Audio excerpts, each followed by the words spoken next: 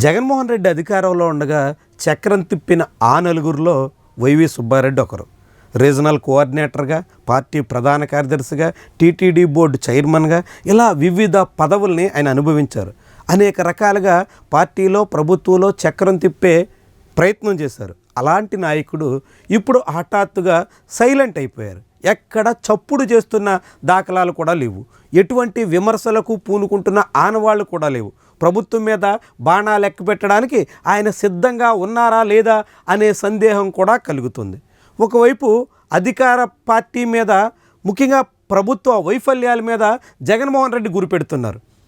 గతంలో జగన్మోహన్ రెడ్డి ప్రభుత్వంలో కీలకంగా వ్యవహరించినటువంటి అంబటి రాంబాబు, పేర్ని నాని, ఇప్పుడు వరుదు కళ్యాణి ఇలాంటి చాలామంది నాయకులు పదే పదే చంద్రబాబు ప్రభుత్వాన్ని విమర్శించడానికి కాలు దువ్వుతున్నారు.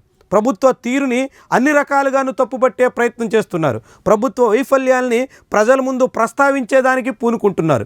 ఇలాంటి తరుణంలో సాధారణ నాయకులే చంద్రబాబు సర్కారు మీద కాలు దువ్వుతుంటే మరి వైవి సుబ్బారెడ్డి ఏమయ్యారు? అధికారంలో ఉండగా అన్ని రకాల హోదాలు అనుభవించినటువంటి నాయకుడు ఇప్పుడు మాట్లాడడానికి ముందుకు రాలేకపోవడానికి కారణం ఏంటి? ఆయన ఎందుకు చంద్రబాబు మీద పల్లెత్తు మాట అనడానికి సిద్ధం కాలేకపోతున్నారు?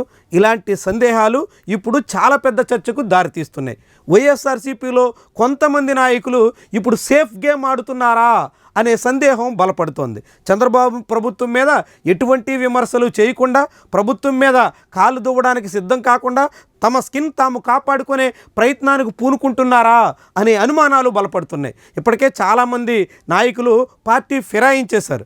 సాయిరెడ్డి లాంటి వాళ్ళే ఏకంగా ప్రతిపక్షంలోకి మారిన తర్వాత ప్రభుత్వ వైపు నుంచి వచ్చే ఒత్తిళ్లు భరించలేక రాజకీయాలకు దూరం అంటూ తెల్ల జెండా ఎగరేశారు. మరి ఇప్పుడు సుబ్బారెడ్డి రాజకీయాల నుంచి విరమించుకుంటున్నట్టు ప్రకటన కానీ, తనకు ఎటువంటి బాధ్యతలు వద్దన్నట్టుగా స్టేట్మెంట్స్ కానీ ఇవేమీ లేకుండానే చంద్రబాబు సర్కారు మీద మాట్లాడేందుకు, నోరు మెదిపేందుకు కూడా సిద్ధం కావట్లేదంటే ఈయన కూడా భయపడుతున్నారా, లేకుంటే బాధ్యత మరిచి వ్యవహరిస్తున్నారా అనే అభిప్రాయం చాలామందిలో కలుగుతుంది. వైవి సుబ్బారెడ్డి లాంటి జగన్మోహన్ రెడ్డికి అత్యంత సన్నిహితుడు, కుటుంబ సభ్యుడు లాంటి నాయకుడే ఏం మాట్లాడకుండా ఈ రీతిన మౌనవ్రతం పాటిస్తుంటే మిగిలిన నాయకులు ఎందుకు చొక్కాలు చింపుకోవాలి అనే ప్రశ్న కూడా ఉదయిస్తోంది. అన్ని అనుభవించిన నాయకులే మౌనంగా ఉంటే కార్యకర్తలు ఎందుకు తెగించి పోరాడాలి అనే ప్రశ్న కూడా కేడర్ నుంచి వస్తుంది. మరి ఇలాంటి తరుణంలో వైవి సుబ్బారెడ్డి ఇప్పుడైనా ప్రభుత్వం మీద ప్రశ్నించేదానికి సిద్ధమవుతారా? ప్రభుత్వ వైఫల్యాల్ని ఎండగట్టడానికి పూనుకుంటారా? లేకుంటే తన మీద, తన కుటుంబ సభ్యుల మీద కేసులు వస్తాయని ఇప్పటికే వైవి సుబ్బారెడ్డి కొడుకు మీద కాకినాడ సీపోర్ట్స్లో, కాకినాడ SEZకి సంబంధించినటువంటి కేసులో నిందితుడిగా ఉన్నారు. ముందస్తు బెయిల్ తెచ్చుకుని సురక్షితంగా బయటే ఉన్నారు. ఇక అనేక రకాల అంశాల్లో వైవి విక్రాంత్ రెడ్డి, వైవి సుబ్బారెడ్డి లాంటి వాళ్ళ చుట్టూ పలు అభియోగాలు ఉన్నాయి.